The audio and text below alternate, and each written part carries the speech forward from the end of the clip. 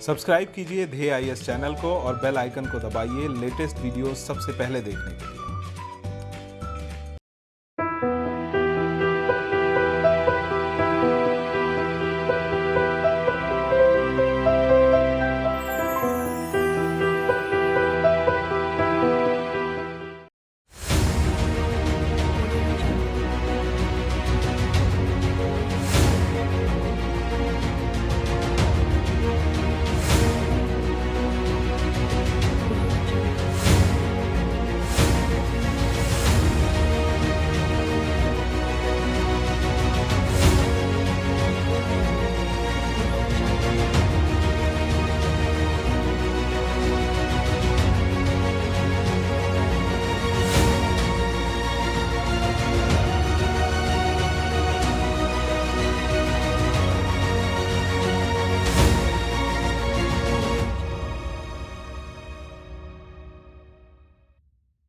नमस्कार, मैं सुनील वर्मा ध्येय आईएएस टीम की ओर से आपका स्वागत करता हूं ध्येय टीवी पर। हम बात करेंगे डेली करंट अफेयर्स के अपने प्रोग्राम पर, जैसा कि हम प्रतिदिन करते आए हैं। आज के वीडियो में मैं 2 टॉपिक कवर कर रहा हूं।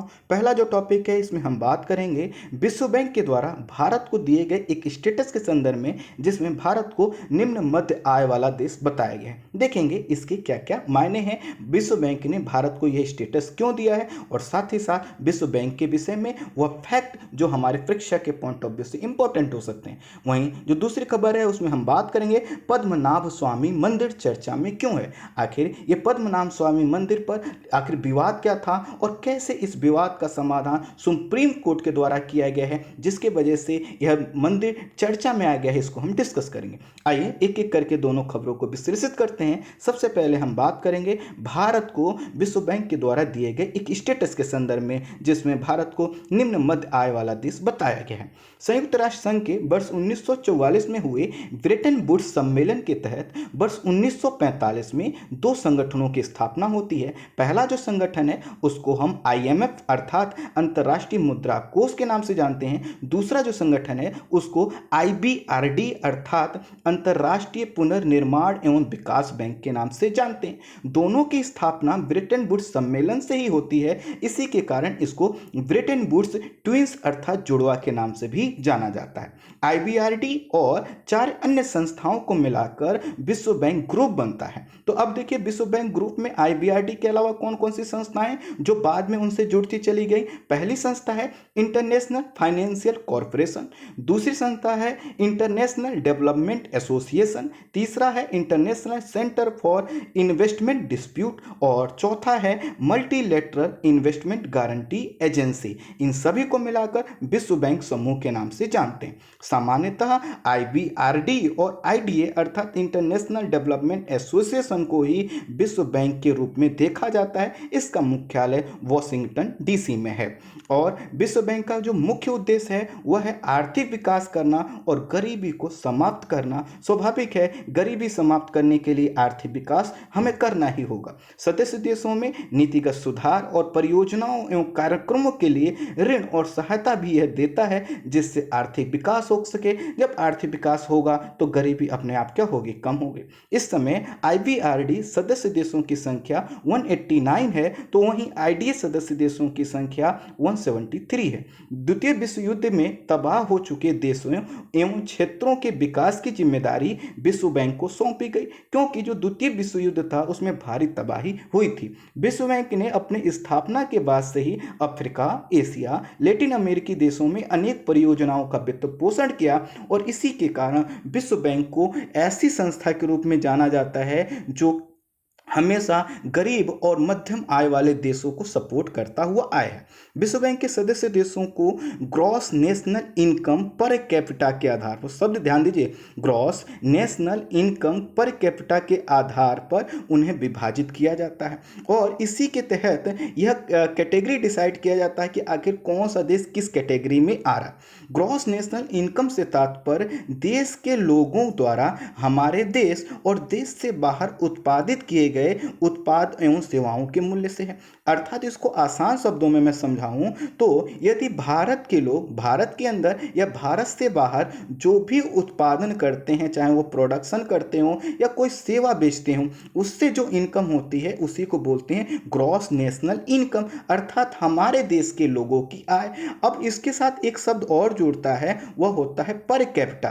तो पर कैपिटा का मतलब यह है कि जो हमारे देश के लोगों ने जितना कमाया उसमें से हमारे देश के लोगों को अगर हम भाग दे दें, अर्थात उसको डिवाइड कर दें, तो पर कैपिटा आ जाएगा। फॉर एग्जांपल, अगर हम कहें कि भारत के सभी लोग 100 लोगों की संख्या है, ये 100 लोग क्या करते हैं, 100 रुपए ही कमाते हैं, चाहे वो भारत से कमाए या भारत से बाहर कमाए, तो इस तरह से क्या हो गया, 10,000 रुपया हो गया। तो जो 10,000 रुपया हुआ इसी को हम क्या कहेंगे, ग्रॉस नेशनल इनकम कहेंगे। लेकिन जब सभी जनसंख्या को में उसको विभाजित करेंगे तो सबके हिस्से में कितना आएगा, 100 रुपए।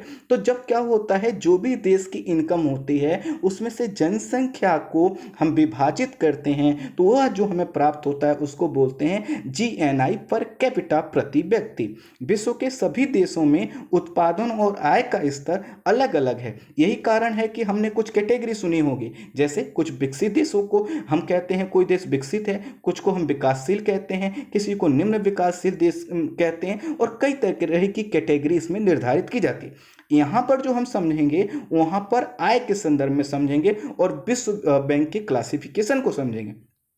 विश्व बैंक क्या करता है, देशों को उच्च आय वाले देश, साथ ही साथ जो है कि उच्च मध्यम आय वाले देश, निम्न मध्यम आय वाले देश और निम्न आय वाले देशों में वर्गीकृत करता है। इसको और आसान शब्दों में मैं आपको समझाऊं तो जो वर्ल्ड है, पूरे विश्व है, इसमें जो भी देश हैं जो कि वर्ल्ड बैंक से जुड़े हुए हैं उनको या तो हाई इनकम वाले देशों में रखा जाएगा, या फिर अपर मिडिल इनकम देशों में रखा जाएगा, या फिर लोअर मिडिल इनकम वाले देशों में रखा जाएगा, या फिर लो इनकम वाले देशों की कैटेगरी में रखा जाएगा। और यह रखने की जिम्मेदारी, यह विभाजन करने की जो जिम्मेदारी है वह किसके पास है, वह विश्व बैंक के पास है। प्रश्न आएगा विश्व बैंक ऐसा करता क्यों है, तो इसके पीछे का उद्देश्य यह होता है कि विश्व बैंक यह पता करना चाहता है कि कहां पर विकास ग्रोथ कितना हो रहा है, कहां पर कितनी पूंजी की आवश्यकता है, कहां पर विश्व बैंक को ज्यादा मदद करना चाहिए। स्वाभाविक है, कोई देश ज्यादा पिछड़ा है तो विश्व बैंक की मदद की ज्यादा जरूरत उसको होगी एज ए कंपेयर टू जो है कि डेवलप्ड कंट्री अर्थात विकसित देश। तो कुल मिलाकर इन्हीं के कारणों से क्या करता है, विश्व बैंक हमेशा हर साल एक कैटेगरी निकालता है और इन देशों को 4 कैटेगरी में डिवाइड करता है। और इसके लिए जो समय होता है, जो समीक्षा की जाती है वह होती है 1 जुलाई, अर्थात प्रत्येक साल की 1 जुलाई को समीक्षा की जाती है देशों की। देखा जाता है कि आखिर कुछ देशों ने अपने स्टेटस में परिवर्तन किया है, किसी देश में कोई परिवर्तन नहीं आया है या आया है, इसको वो मॉनिटर करने का प्रयास करते हैं। 1 जुलाई 2020 को किए गए वर्गीकरण के आधार पर अगर हम देखें तो 4 कैटेगरी हैं और इन 4 कैटेगरी का कुछ ना कुछ आधार है। जैसे सबसे पहले हाई इनकम वाले देश। हाई इनकम वाले देश वह देश हैं जिनकी प्रति व्यक्ति जो आय है डॉलर में अगर देखें तो $12,535 से अधिक हो।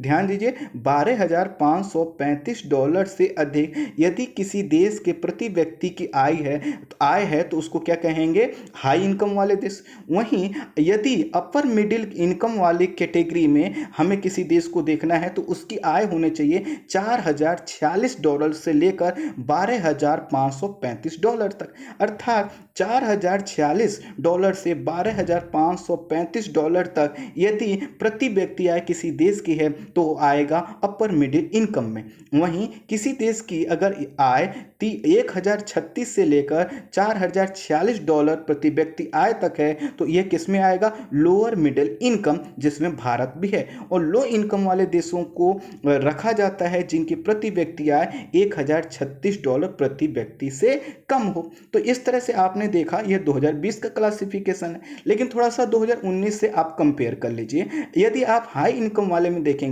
तो वर्ष 2019 में जो कैटेगरी का आधार था उसमें $12,375 को मानक रखा गया था हाई इनकम के लिए। वहीं 2020 में इसमें थोड़ा सा क्या कर दिया गया, बढ़ोतरी कर दी गई। ठीक इसी तरह की इसी तरह की बढ़ोतरी अन्य जो है कि कैटेगरी में भी की गई है और इसी वर्गीकरण के आधार पर क्या किया है, भारत को भी किस में शामिल किया गया है, लोअर मिडिल इनकम के।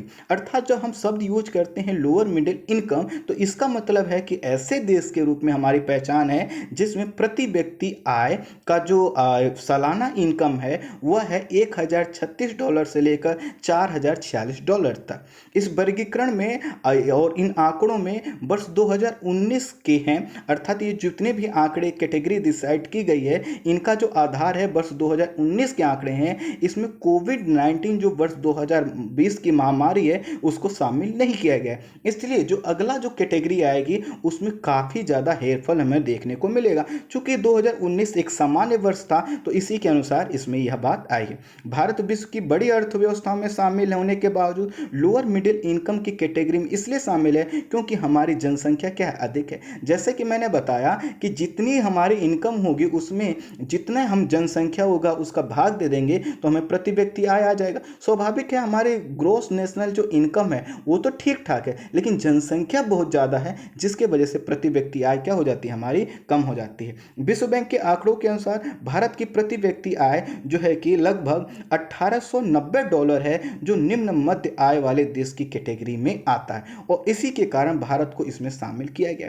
प्रश्न आएगा, यदि भारत निम्न मध्य आय वाले देश में शामिल है तो क्या विश्व बैंक से इसको ज़्यादा फायदा मिलेगा? तो जी हाँ, ये सही है। जो देश जितनी ही नीची कैटेगरी में होता है उसको जब भी विश्व बैंक से सहायता मिलती है तो उसमें ऋण की दर उतनी ही कम रहती है। यही कारण है कि भारत, बांग्लादेश, पाकिस्तान जैसे देश विश्व बैंक से सर्वाधिक लाभ प्राप्त करने वाले देश हैं। तो कुल मिलाकर विश्व बैंक के नज़रिए में अगर भारत की कंडीशन ऐसी है तो भारत को फंडिंग ज़्यादा प्राप्त होगी, लेकिन अगर वैश्विक संदर्भ में देखें तो कहीं ना कहीं हमें थोड़ा ये दिखाई देता है कि हमारी जो प्रति व्यक्ति आय हुई है वह क्या है, कम है। अब हम बात करते हैं अपने दूसरे टॉपिक पर और वह है पद्मनाभ स्वामी मंदिर। आप इस मंदिर की इमेज देखिए, कितना विशालकाय आपको इमेज लग रहा। और यह मंदिर का जो इमेज है यह तो छोटा लग रहा है, लेकिन आप अगर इसके अंदर जाएंगे तो ये काफ़ी बड़ा मंदिर है। दक्षिण भारत के मंदिर वैसे भी काफ़ी बड़े होते हैं, लेकिन पद्मनाभ स्वामी मंदिर तो अपनी जो है कि विशेषताओं के लिए पूरे विश्व में जाना जाता है। पद्मनाभ स्वामी मंदिर भारत के केरल राज्य के तिरुवनंतपुरम में स्थित भगवान विष्णु का प्रसिद्ध मंदिर है। तो ध्यान दीजिएगा, आर्ट एंड कल्चर के पॉइंट ऑफ व्यू से टॉपिक काफ़ी इंपॉर्टेंट। भगवान विष्णु यह मंदिर है, यह भारत के सबसे प्रसिद्ध विष्णु मंदिरों में से एक है जहां विश्व भर से लाखों लोग हर साल आते हैं। इस मंदिर के गर्भगृह में भगवान विष्णु की विशाल मूर्ति विराजमान है। इस मूर्ति में भगवान विष्णु शेषनाग पर शयन मुद्रा में अर्थात लेटे हुए मुद्रा में, सोते हुए मुद्रा में विराजमान है और यह जो शेषनाग है इसके लगभग 100 सिर हैं और यह जो मूर्ति बनाई गई है वह शालिग्राम पत्थरों से बनाई गई है। यह मान्यता है कि तिरुवनंतपुरम नाम भगवान के अनंत नामक जो नाग है उनका उसी के नाम पर रखा गया है। अर्थात तो अनंत पूछा जा सकता है इस मंदिर के संदर्भ में क्या है, तो वह क्या है कि जो भगवान विष्णु जिस नाग पर बैठे हैं उसका नाम है अनंत और कहा जाता है कि इसी अनंत के आधार पर तिरुवनंतपुरम नाम रखा गया है। मान्यता यह है कि सबसे पहले इस स्थान से विष्णु भगवान की प्रतिमा मिली थी, जिसके बाद यहाँ के मंदिर का निर्माण करवाया गया था। मंदिर निर्माण त्रावणकोर के राजाओं ने करवाया था, जिसका जिक्र 9वीं शताब्दी के ग्रंथों से भी हमें मिलता है। लेकिन जो पूरा स्ट्रक्चर आप देखते हैं इसका जो निर्माण हुआ है वो 18वीं सदी में हुआ है। अर्थात यह अगर 9वीं सदी में बन भी गया था तो उसके बाद काफ़ी इसमें फेरबदल हुए, कई बार परिवर्तन हुए, कई बार इसमें संरचना चेंज की गई, लेकिन जो वर्तमान स्वरूप है उसका संबंध है 18वीं शताब्दी से। 1750 अर्थात 18वीं शताब्दी की ही बात हो रही है। 1750 में महाराजा मार्तंड वर्मा ने खुद को पद्मनाभ दास बताया। ये महाराजा थे लेकिन इन्होंने अपने आप को दास घोषित किया और अपना नाम रखा पद्मनाभ दास बताया और इसके बाद खुद को भगवान पद्मनाभ को समर्पित कर दिया। और यह माना जाता है कि त्रावणकोर के राजाओं ने अपनी पूरी दौलत पद्मनाभ मंदिर को सौंप दी। अर्थात जो मार्तंड वर्मा जी थे इन्होंने क्या किया, पद्मनाभ दास का अपना को जो है कि अपने दास बताया किया किसका, पद्मनाभ अर्थात भगवान विष्णु का। और इन्होंने कहा कि अब हम दास के रूप में हम जो है कि सेवा करेंगे, हम खुद को महाराजा नहीं माने। लेकिन फिर भी लोग तो उनको महाराजा मानते हैं। उन्होंने हालांकि कहा कि हम अब दास बनकर रहेंगे। तो कहीं ना कहीं ये डिवोशन को दिखाता है उनके, कि उनकी भक्ति के संदर्भ में दिखाता है कि भक्ति में एक ही चीज माना जाता है कि आप अपने आप को जितना छोटा कर लें आप उतने ही महान बनेंगे। त्रावणकोर के राजाओं ने आजादी तक इस राज किया था त्रावणकोर वाले क्षेत्र पर। और उसके बाद जैसे हर, आपको पता है हमारे यहाँ जितने भी क्षेत्र थे, रजवाड़े थे, उनका जब भारत में विलय हो रहा था तो त्रावणकोर का भी भारत में विलय हो गया। जो पद्मनाभ मंदिर है, पद्मनाभ मंदिर को त्रावणकोर के शाही परिवार के पास ही रहना दिया गया। अर्थात जैसे आज़ादी से पहले इस परिवार को पद्मनाभ जो मंदिर है, इसको पूरा जो परिवार था, जो त्रावणकोर का रॉयल फैमिली था, वह इसको डील करता था, उसको मैनेज करता था। तो आज़ादी के बाद भी हमने कहा कि जो शाही परिवार है यही क्या करेगा, पद्मनाभ स्वामी मंदिर का कामकाज देखेगा। अर्थात शाही जो परिवार है इसी के पास इसकी पूरी जिम्मेदारी थी। और इस जिम्मेदारी को निभाने के लिए इन्होंने क्या किया, एक ट्रस्ट का निर्माण किया, और जिसका नाम है त्रावणकोर एवं कोचीन देवासन बोर्ड। तो त्रावणकोर एवं कोचीन देवासन बोर्ड जो बनाया गया वो दरअसल एक प्राइवेट ट्रस्ट है, और यही ट्रस्ट क्या करता है, इस मंदिर को संचालित करता है। इस मंदिर का जो वास्तुकला है वह द्रविड़ और केरल शैली का मिला जुला रूप है। दक्षिण भारत की जो शैली होती है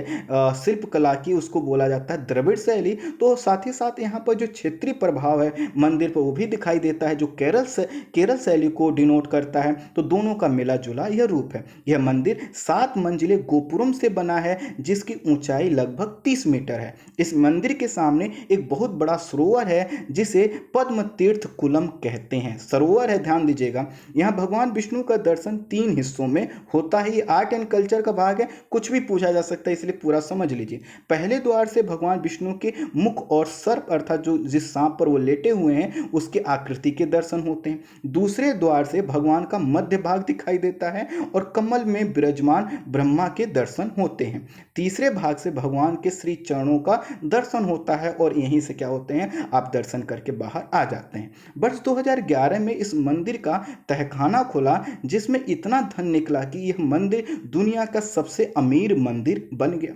इसमें निकले सोने और सामानों की मात्रा इतनी ज़्यादा थी जिसे गिनने में कई सालों का समय लगा। हालांकि इनकी कीमत अभी तक नहीं बताया गया कितना, अनुमान है, लेकिन अनुमानों पर हम बात नहीं कर सकते। इस मंदिर में 4 तहखाने हैं, जिसमें से एक तहखाना है वॉल्ट बी। तहखाना बी अभी तक नहीं खुला है, और यह माना जाता है कि जो वॉल्ट बी है इसमें सर्वाधिक जो है कि संपत्ति इसमें मिल सकती है। वॉल्ट बी के दरवाजे पर सांप बना है, और इसको देखकर यह माना जाता है, इसके संदर्भ में, चाहे वह त्रावणकोर रॉयल फैमिली हो या वहाँ के जो पुजारी हों, वह मानते हैं कि यदि हमने इसको खोला तो इससे अपशकुन हो सकता है और साथ ही साथ भगवान का श्राप मिल सकता है। इसी के कारण इसको अभी खोला नहीं गया। Travancore Kochi religious institute act 1951 के तहत यह कहा गया कि इसकी जिम्मेदारी त्रावणकोर रॉयल फैमिली के पास रहेगी। अर्थात आज़ादी के बाद मंदिर को लेकर यह बात उठी कि इस पर नियंत्रण किसका रहेगा। चूंकि पहले से ही त्रावणकोर रॉयल फैमिली इस मंदिर के मैनेजमेंट को देखते आ रही थी, इसी के कारण Travancore Kochi religious institution act of 1951 के तहत इसको राज परिवार के पास ही रहने दिया गया। इसी संदर्भ में एक अधिकार बनाया गया जिसे सिवायत अधिकार के नाम से जाना जाता है। प्रश्न आएगा, सिवायत अधिकार क्या है? यह अधिकार कहता है कि जिस व्यक्ति के पास मंदिर का प्रबंध होगा, जो मैनेजमेंट देखेगा, वही मंदिर के वित्तीय कार्यकलापों का भी क्या होगा, मुखिया होगा। इस मंदिर के संदर्भ में सिवायत अधिकार त्रावणकोर रॉयल फैमिली के पास है। इसका मतलब यह है कि त्रावणकोर रॉयल फैमिली ही मंदिर का प्रबंधन देखेगा और सभी वित्तीय कार्यकलापों को भी वह मुखिया होगा, वही डिसाइड करेंगे कि आखिर यहाँ पर कौन कौन से वित्तीय कार्यकलाप किस रूप में होने चाहिए। त्रावणकोर के जो अंतिम हिंदू महाराजा थे, जो व्यक्ति थे, उनको जिनको महाराजा की उपाधि दी गई थी, वह थे श्री चित्रा थिरुनल बालाराम वर्मा जी। और इनकी जो मृत्यु हो गई थी वो 1991 में हो गई थी, अर्थात 1991 में इनकी मृत्यु हो गई थी। अब है क्या, आप ऐसा कहेंगे कि अंतिम महाराजा कैसे?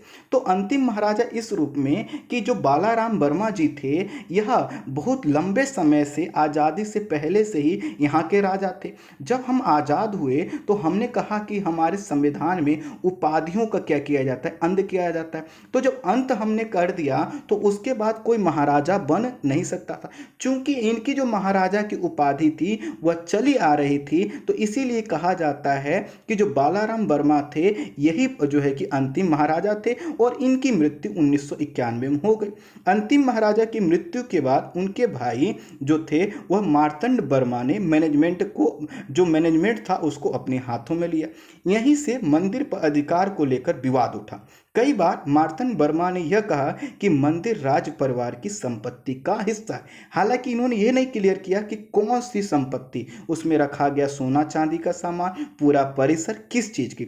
इसके बाद कई नेताओं ने, कई व्यक्तियों ने, कई श्रद्धालुओं ने इस बात पर आपत्ति दर्ज की और वह सभी लोग केरल हाईकोर्ट पहुंचे। वर्ष है 2011 का। उन्होंने कहा कि मंदिर का मैनेजमेंट रॉयल फैमिली का नहीं होना चाहिए, अर्थात जो मैनेजमेंट है वो किसी स्वतंत्र एजेंसी के पास होना चाहिए, इनके पास नहीं होना चाहिए। उनका कहना था कि जो मार्तंड वर्मा हैं इनका कोई भी मंदिर पर वैधानिक अधिकार नहीं है। वैधानिक अधिकार इसलिए नहीं है क्योंकि बालाराम वर्मा जो थे वो अंतिम महाराजा थे और उसके बाद कोई स्वतंत्र भारत में राजा महाराजा तो बन नहीं सकता। ये नहीं कह सकता कि चूंकि मेरे पिताजी राजा थे तो हम भी उनके पुत्र हैं या हम भी उनके भाई हैं तो हम भी क्या होंगे, राजा होंगे। यह बात इन्होंने कहा। इसी समय मंदिर का तहखाना भी खुलने लगा और मंदिर का जब तहखाना खुला तो पता चला कि यह विश्व का सबसे जो है कि धनी जो है कि मंदिर है और इसके वजह से पूरा मुद्दा काफी हाईलाइट हो गया।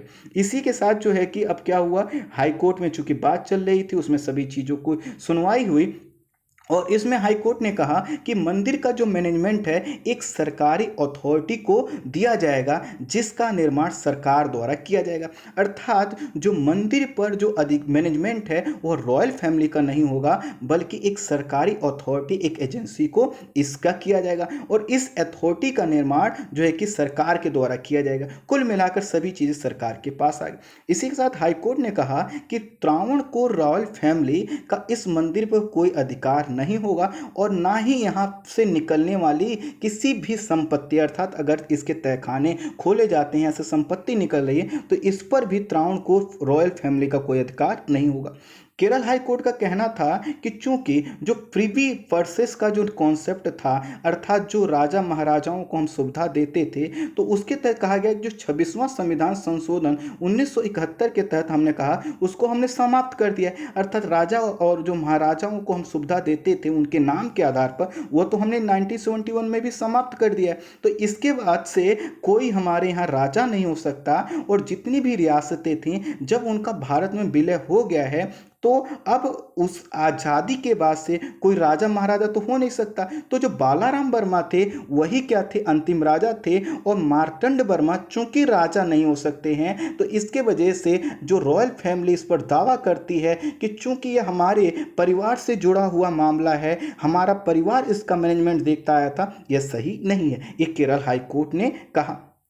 केरल हाई कोर्ट ने एक चीज़ और कहा कि यह मान्य नहीं हो सकता कि उनके भाई या उनके बच्चे या उनसे जुड़ा हुआ फैमिली का कोई सदस्य कहे कि अब हम राजा हैं, शासक हैं और इसके वजह से हमें इस पर क्या होना चाहिए, हमारा अधिकार होना चाहिए मैनेजमेंट पर। तो कुल मिलाकर केरल हाई कोर्ट ने पूरा जो जजमेंट दिया वो सरकार के पक्ष में दिया।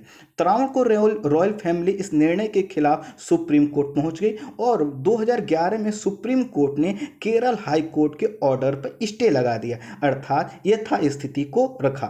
इसी के साथ संपत्ति का मूल्यांकन करने के लिए एक कमेटी गठित की। 9 वर्ष तक चली सुनवाई के बाद सुप्रीम कोर्ट ने हाल ही में कहा है कि भले ही अब कोई राजा नहीं बनता लेकिन जो व्यक्ति राज परिवार का प्रमुख होगा सिवायत का अधिकार उसके पास होगा। सिवायत का अधिकार मैंने क्या बताया था कि जो व्यक्ति मैनेजमेंट देखेगा वही व्यक्ति जो वित्तीय कार्रवाइयाँ हैं, वित्तीय लेन देन हैं, वित्तीय जिम्मेदारियाँ हैं, उनको भी देखेगा। साथ ही साथ कहा कि इस जो शिकायत का अधिकार है, सुप्रीम कोर्ट कह रहा है जो शिकायत का अधिकार है ये भी क्या होता है, ट्रांसफर हो सकता है। अर्थात फैमिली में एक व्यक्ति से दूसरे व्यक्ति में जा सकता है और फैमिली के पास रह सकता है। ऐसा नहीं हम कह सकते कि बालाराम अब नहीं रहे तो चूंकि बालाराम अब नहीं रहे तो उनकी जो मैनेजमेंट की अथॉरिटी थी उस पर शिकायत का अधिकार जो फैमिली का बनता है वो खत्म हो गया। अर्थात बालाराम के बाद जो मार्तंड वर्मा है वह उसको देख रहे थे, अब तो मार्तंड वर्मा भी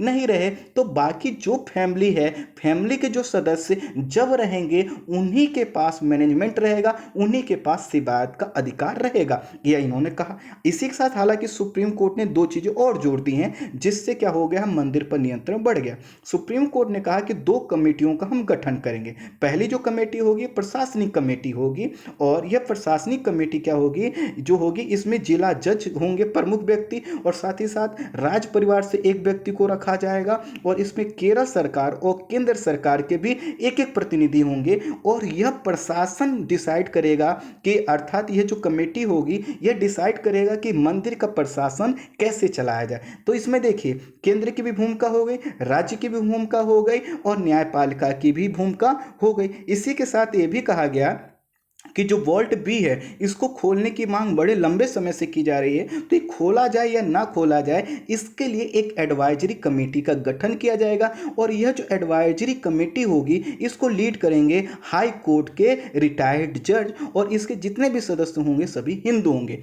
कुल मिलाकर जो त्रावणकोर का यह मंदिर का विवाद था इसमें निर्णय यह आया है कि जो त्रावणकोर रॉयल फैमिली है इनके पास अभी अधिकार है और जो बालाराम से जो परंपरा अभी कुछ समय से चली आ रही थी, फिर मार्तंड वर्मा और उनके परिवार से अब किसी व्यक्ति के पास ही क्या रहेगा, इनका जो कि प्रशासन की जिम्मेदारी रहेगी और यह जो दो कमेटियां होंगी यह कमेटियां इन लोगों के साथ मिलकर प्रशासन और सभी चीज़ों को आगे बढ़ाएंगे। लेकिन कहीं ना कहीं जो अधिकार है, जो मैनेजमेंट है, जो वित्तीय जो एक जिम्मेदारी है, एक दायित्व है, उसमें रॉयल फैमिली की भूमिका को महत्वपूर्ण माना गया है। कहा यह गया है चूंकि शिकायत का अधिकार ट्रांसफर हो सकता है फैमिली के मेंबरों के बीच, तो यदि अगर राज परिवार में बालाराम नहीं रहे, मार्तंड वर्मा नहीं रहे, तो उसके बाद जो भी इसका परिवार का प्रमुख होगा वो राजा भले ना हो लेकिन क्या होगा, उसकी जिम्मेदारी इस मंदिर के संदर्भ में बनी रहेगी। तो पूरा यही टॉपिक था। आई होप आप समझ पाए होंगे। आज के लिए इतना ही। Thank you so much.